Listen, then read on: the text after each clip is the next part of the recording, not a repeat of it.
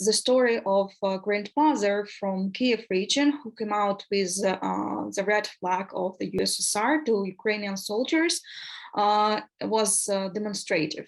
The Kremlin took this story out and raised it to the level of monuments in various district regions in Russia, although in fact, grandmother was just confused at that situation and then already expressed support for the Ukrainian armed forces, while the Russian army just destroyed her house. On the outside, it's all perceived as it should be perceived, as the statements of people in captivity. Stanislav Isayev told that he gave an interview to a propaganda channel in captivity and that the militants blackmailed him with his mother's life. Hello and welcome to Ukraine in Flames, a special project by Ukraine Crisis Media Center, Ukrainian Catholic University's Analytical Center, and NGO Euroatlantic Course.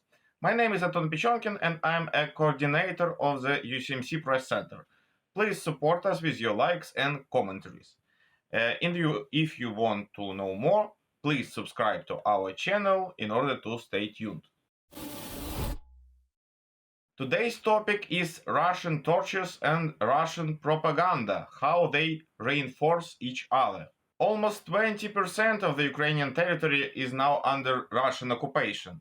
Crimea, Donetsk and Lugansk have been occupied for 8 years. Now they are followed by the other territories. Kherson region, huge parts of Zaporizhia, Kharkiv region, also parts of Donetsk and Lugansk regions. Russian aggressors are demonstratively aiming to stay in these territories forever. In order to manage this, the occupiers totally oppressed the peaceful protests which took place in Kherson, Melitopol, Berdyansk, Energodar and other settlements of the region. They oppressed these protests with methods which are totally terroristic, a mix of Stalin's NKVD and modern Kadyrov's Chechnya. In this episode of Ukraine in Flames, we will overview how and why Russian propaganda uses humiliation of the Ukrainian patriots filmed on a video. I will begin with two stories. The first one is about Svetlana Zalezetska, a journalist from Melitopol, editor-in-chief of the local RIA Melitopol website media. She refused to collaborate with the local occupant authorities, and after it, she left the city. In response, the Russians kidnapped her father, 75 years old. Relatives go to find out where he is and when he will be released, but Russians do not want to communicate with them on this topic at all. My father had a stroke. My mother had a severe heart attack with cardiac arrest. I don't know how they will survive. They told their mother that they would return my father only after I came to them personally, Svetlana Zalezetska said about the demands of the occupying forces. The second story is about Irina Danilovich, an independent journalist from Crimea. She was taken to the local Federal Security Service Department and threatened to be killed. During a week, she was provided with food only once per day. After all these tortures, Irina signed blank pieces of paper, and the Russians announced that they found some explosive materials in her bag.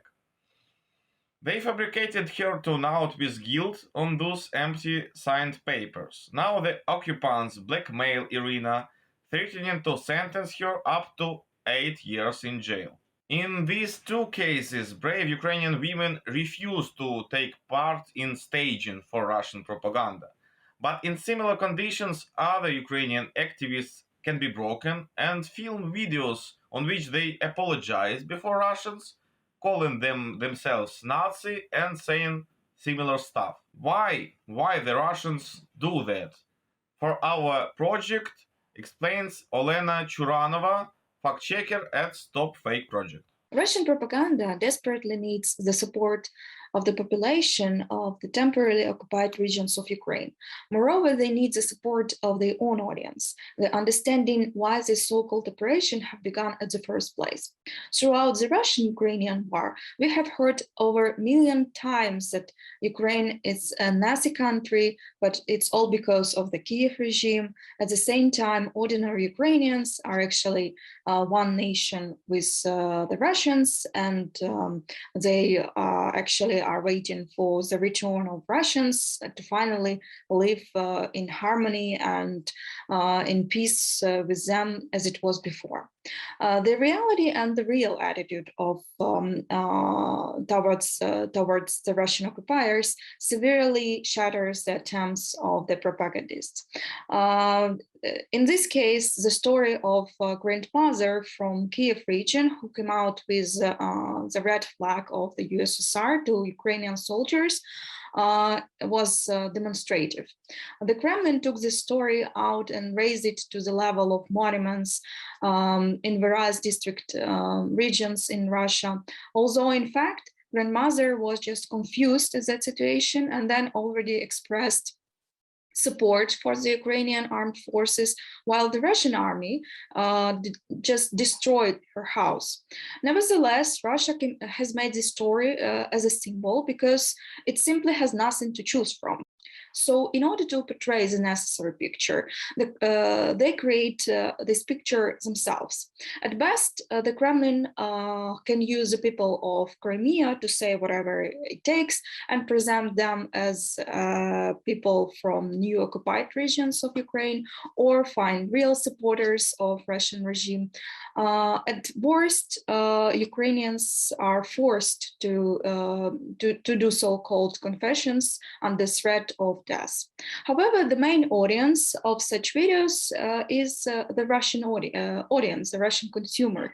And the purposes of such confessions are to justify the goals of the so-called special operations in general, and to mobilize the population, to motivate Russians to take part in this so-called special operation, to hide war crimes committed by the Russian army on the territory of Ukraine, to create a positive image of the Russian military as a savior of fascism, etc. On the outside, it's all perceived as it should be perceived, as the statements of people in captivity.